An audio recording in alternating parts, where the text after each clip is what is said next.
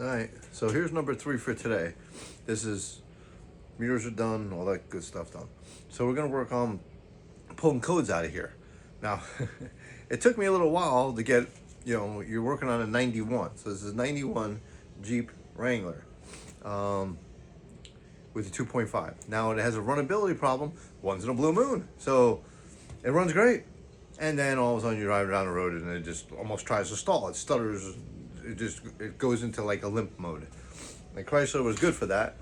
And I remember the days, my mind's a little rusty. So I'm going back and I had an old scanner here. It's a Monitor 4000. So let's put Robert on a little bit and see if he can hold on to me, buddy. So I just want to mention also too, before I show you everything, if anybody wants to, you can go right behind me. There's a sign, Motor Speed 1984. Go look up from parts, tools, anything from CJ7s, 5s. It's mostly CJ5s, YJs, a lot of tools. There's mostly a lot of tools because I haven't parted one of these out yet. I saved most of them, but I do have a lot of parts. I even have a soft top for a brand new Willys. It's a 2025. It's beautiful. It's perfect, and it's a soft top that goes. It's a sport like kind of top. It goes straight across and then it goes down like this. Instead of a square look, it kind of goes sporty. Because it is a sporty looking. It was. I got rid of it. Traded it in for a Godzilla. a little more of an expense. That's the only thing. That's my overhead. That's a big overhead, but I love that thing. That thing's a monster. Cracked the windshield though. Hey, it's a Jeep thing. You know what? Next time I go to dealer, I'm just going to take like a ball plant and just go smash. He'll be like, what are you doing? I might as well start now. It's only been like 2 months. We were driving up to Winds Creek and we're cranking the radio and we're just cruising. We're doing like 80. No, we're doing 65. We were going to speed limit. Yeah, I'm keeping up with traffic. I'm like flying in the left lane. I'm like, my wife's like, you're going too fast. I'm like, they're passing me. I moved over middle lane and woof, to pass. I'm like, woof, woof, woof. I'm like, oh, the hell with this, man. No, right behind the trail. It's like a convoy.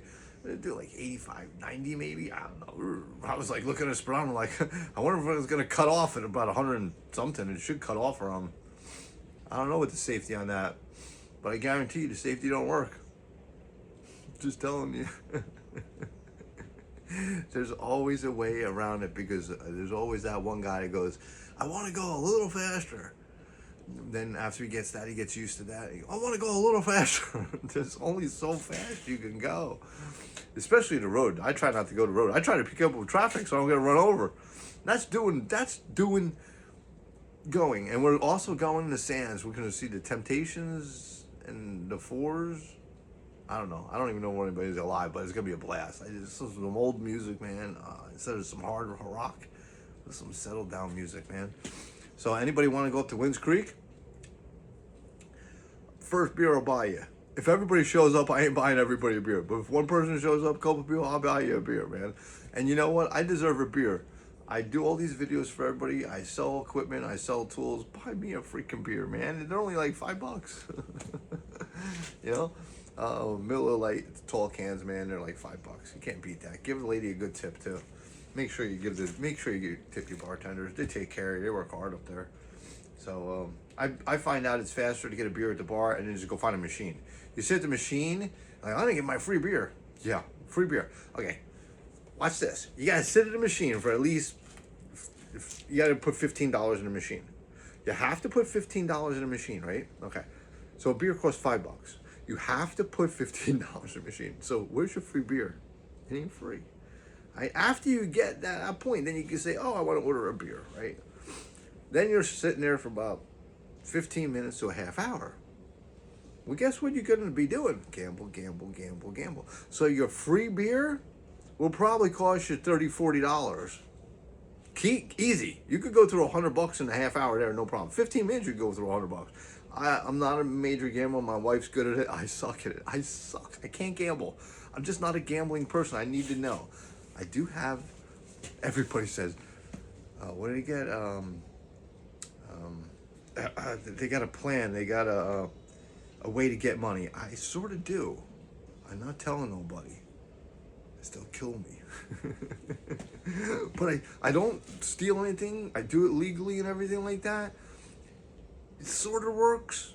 One night I had to spend up until 2:30 to make sure I got some money out before I go to bed, because I was like, honey, I don't care, you go to bed. I gotta get some dang money out of this thing.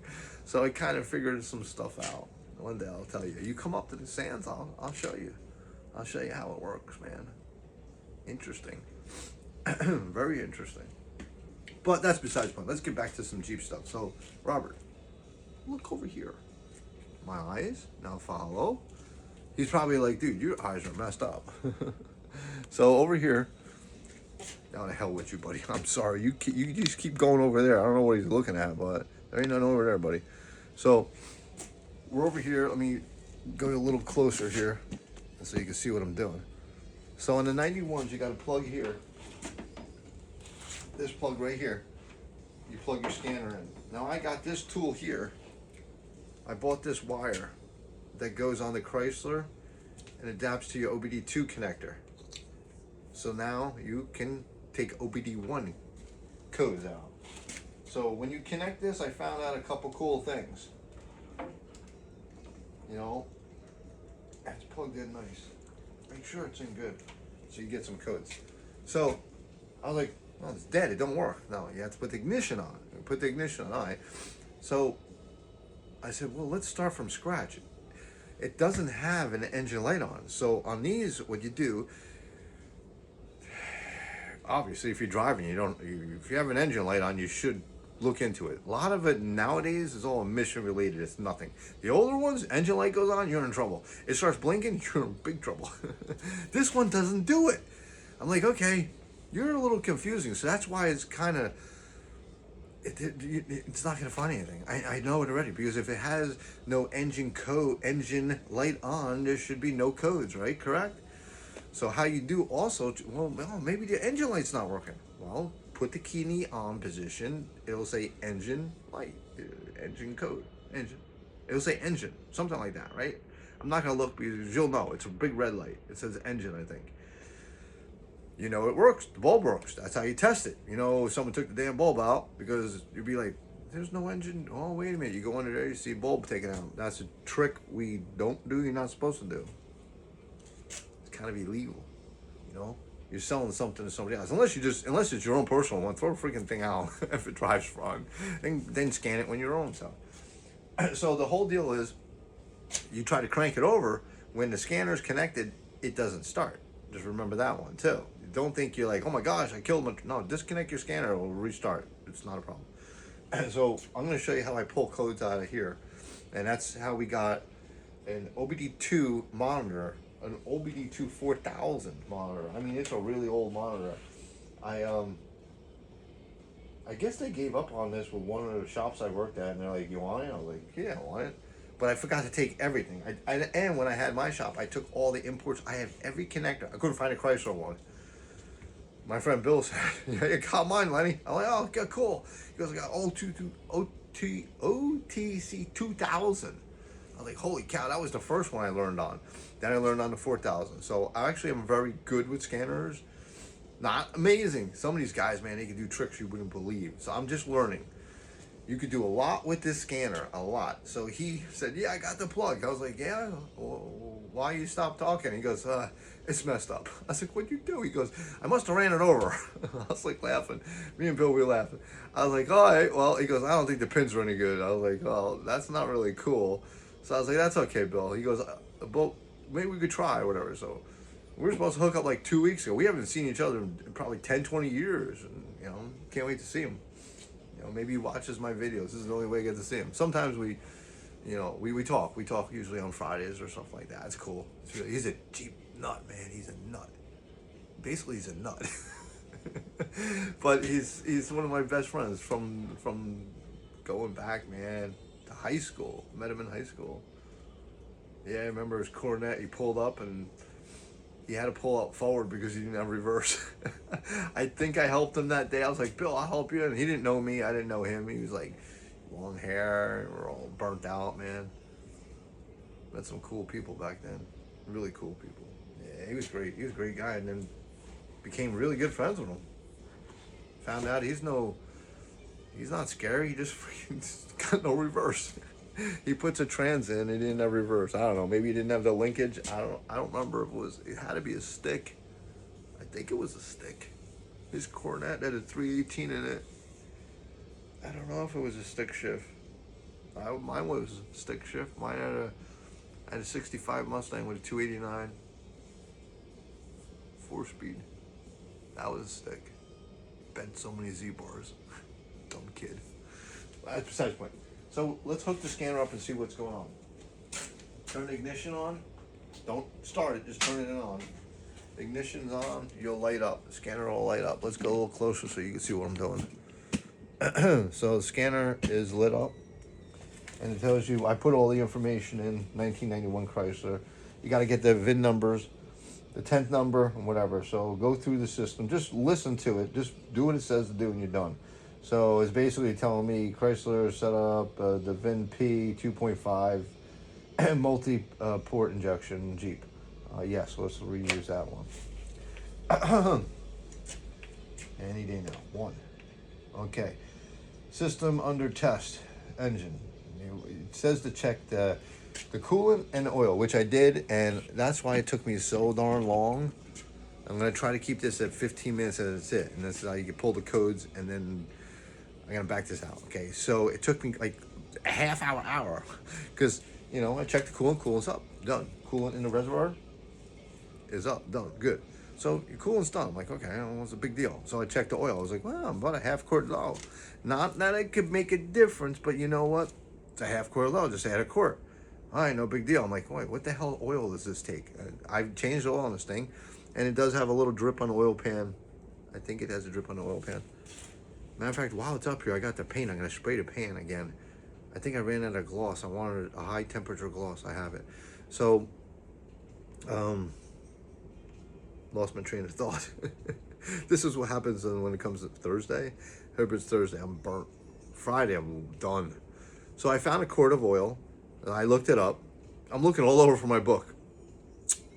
All over the place. I found like 16 other things. I cleaned up shelves. I put away muffler clamps and this and that. I found so many things, and I organized everything. So I was like, okay, I can't find a quart of oil. And I didn't want to walk all the way to the shed because that's where I have more stock out there. A lot of stock, a lot of parts, a lot of tools, jack stands, everything. So remember, Motorspeed 1984. You need brand new jack stands. I have them. I got heavy duty jacks, a lot of truck stuff, not truck parts. I have no real big truck parts, just Jeep parts. A lot of tools that you still use. And when you have an old Jeep, you need old tools. So look at Motorspeed, go on, Google my name. Just Google my name, and then it'll give you all the different links. That's the easiest way to do it. There's Facebook you go on to, obviously. There's Marketplace, selling tools, parts, and everything on Marketplace. So some of that stuff is the stuff that I'd rather have people just come get, or I'll meet them somewhere, whatever you want to do. Whatever's easiest for you, and try to make it easy for me. So let's pull the codes. So the coolant, I had, like I just said, I just made it a long video. I don't know how people do shorts. You know how much you learn from a short? Nothing. You're gonna learn like 2 minutes of information. That's great if you gotta look up something real quick, but if you wanna learn something, watch me. You're gonna learn. I don't know half this stuff, and I'm just figuring out while I'm working. So it tells you check the oil level. So I added oil, it was a 1030, and I have a synthetic blend in here. I think it's a full synthetic. It's a high miles 1030. Let's look. So this is the leftover oil that I had for right here. So I used Mobil 1 high miles because it is high miles. 1030 was the weight. Advanced full synthetic. Oh, I went all out on this baby. I would put full synthetic on it. Imagine that. I went all out on a restoration vehicle. Yes, that's the way to do it. You go all out. So let's put this back on the shelf. And let's get back to scanning again. So that was one of the procedures. It was only half quart, didn't make a difference. Let's see when we pull codes. So we're done with that. Press number 1. Deluxe CDR. I'm thinking, let's press that one. Fault codes. Let's press that one. Well, let's see if it has any codes. I guarantee it don't. Read. Let's read the codes. Number one again. No data. Why do you have no data? Press mode to exit. No data. Well, no data. It won't have any engine codes. It didn't say no engine codes. It said no data. Well, no data maybe means the engine computer has no codes in there. But you don't want to erase anything. You don't want to do anything else. So that's it for this mode. But in this, you could do a lot of other things with the scanner. You could read the codes, fault codes, switch tests, ATM test. Okay, maybe I get some money out of this sucker. Let's test that. You got sensor test. You got AIS test. I don't know what that is. It may be air. Solenoid state. Modular information. EMR retest. So you have a lot of things that you could start going through. So let me get rid of this, baby. So you have a lot of things that you can go through on these scanners. But for me, right now, I don't think you have anything. So I'm going to bring this one out. I'm going to cover it up because it's raining. And we're a little crooked there. I tried to keep it 10 minutes, but it went over. So that's all that. And let's shut the key off before we do that. Now what I'm thinking, and I just threw it out there, I think it has a bad coil. That's what I think, but I hate just throwing parts at things because then you don't know. You're driving down the road and I'm like, oh, I think it is. No, why don't we test the coil? So there's coil testing here and all kinds of stuff. So we're gonna be doing that stuff. But right now I want to bring in the new black truck. I call it Black Beauty, but I call it Black Beauty. Now that's gonna be my wife's. She's gonna play around with it. She wants to drive it. She wanted one with an automatic. I was like, oh, straight six automatic.